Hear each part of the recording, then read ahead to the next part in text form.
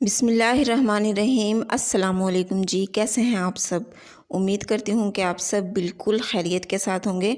तो आज मैं आप लोगों के साथ शेयर कर रही हूँ बहुत ही मज़ेदार चना पुलाव की रेसिपी, देगी चना पुलाव की रेसिपी शेयर कर रही हूँ मैं आपके साथ। तो रेसिपी को आपने अंत तक ज़रूर वॉच करना है और अगर आपको वीडियो पसंद आए तो आपसे रिक्वेस्ट है वीडियो को लाइक कीजिएगा और चैनल को भी ज़रूर सब्सक्राइब कीजिएगा।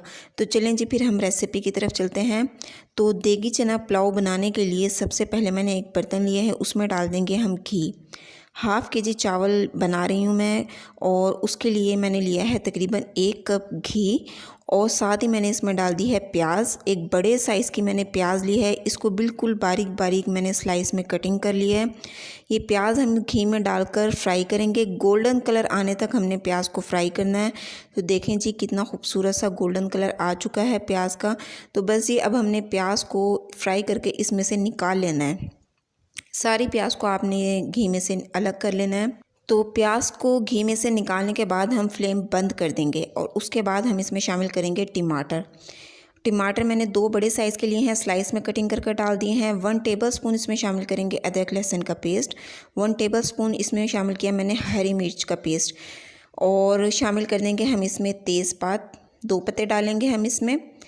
3 मैंने बादियान के फूल लिए हैं, ये हम इसमें शामिल कर देंगे, बहुत अच्छी खुशबू आएगी इससे। 1 इंच का दालचीनी का टुकड़ा है, उसके 2 स्लाइस करके मैंने डाल दिए हैं। 5 से 6 छोटी इलायची और 2 हम इसमें शामिल कर देंगे बड़ी इलायची। ये खुशबू के लिए हम इसमें खड़े गरम मसाले शामिल कर रहे हैं। अच्छा जी, लौंग शामिल करेंगे हम इसमें और काली मिर्च के दाने हैं 10 से 12 अदद, ये हम इसमें डाल देंगे। और अब हम इसमें डाल देंगे 1 टीस्पून इसमें ज़ीरा डालेंगे हम, कुटा हुआ ज़ीरा। और 1 टीस्पून मैंने इसमें कुटा हुआ धनिया शामिल किया है और 1 टीस्पून हम इसमें शामिल कर देंगे सौंफ, कुटी हुई सौंफ आपने इसमें शामिल करनी है। और हम इसमें शामिल कर देंगे नमक, तकरीबन 1.5 टेबलस्पून इसमें नमक शामिल किया है मैंने और 1 टीस्पून इसमें मैंने शामिल किया है कुटी हुई लाल मिर्च। तो जी नमक मिर्च आप अपने टेस्ट के हिसाब से कम या ज़्यादा कर लिया करें। दही शामिल करेंगे हम इसमें तकरीबन 1 कप और थोड़ी सी मैंने इमली ली थी, इसको मैंने थोड़ी देर पहले पानी में भिगो दिया था, अब ये नरम हो चुकी है। ये इमली हम इसमें शामिल कर देंगे। इसको हमने अच्छी तरह से मिक्स कर लेना है और अब हम इसका फ्लेम ऑन कर देंगे। फ्लेम ऑन करने के बाद हमने इसको ढक कर रख देना है तकरीबन 5 मिनट के लिए। तो 5 मिनट के बाद देखें जी मसाला अच्छी तरह से हमारा बॉईल हो चुका है। अब हम इसको भून लेंगे। घी देखें इससे अलग हो चुका है और अब हमने इसमें शामिल कर देने हैं बॉइल्ड चने। तकरीबन 2 कप मैंने चने लिए हैं, इनको मैंने रात को भिगो कर रख दिया था और सुबह मैंने इनको बॉईल किया है। बहुत ही अच्छी तरह से ये चने हमारे बॉईल हो चुके हैं। 2 से 3 मिनट के लिए हम चनों को भून लेंगे और फिर हम इसमें शामिल कर देंगे पानी। तकरीबन 1 लीटर मैंने पानी लिया है और जी अब हमने इसको रख देना है बॉईल करने के लिए। तो पानी देखें जी अच्छी तरह से बॉईल हो चुका है। अब हम इसमें शामिल कर देंगे चावल। हाफ़ के जी मैंने चावल लिए हैं, इनको मैंने तकरीबन 20 मिनट पहले भिगो कर रख दिया था। तो चावल अच्छी तरह से हम हिला लेंगे, हल्के हाथों से आपने इसमें चम्मच चला लेना है। और देखें जी थोड़ी देर के बाद चावलों में अच्छी तरह से बॉईल आ चुका है। अब हमने इसको मीडियम फ्लेम पर रख देना है तकरीबन 10 मिनट के लिए।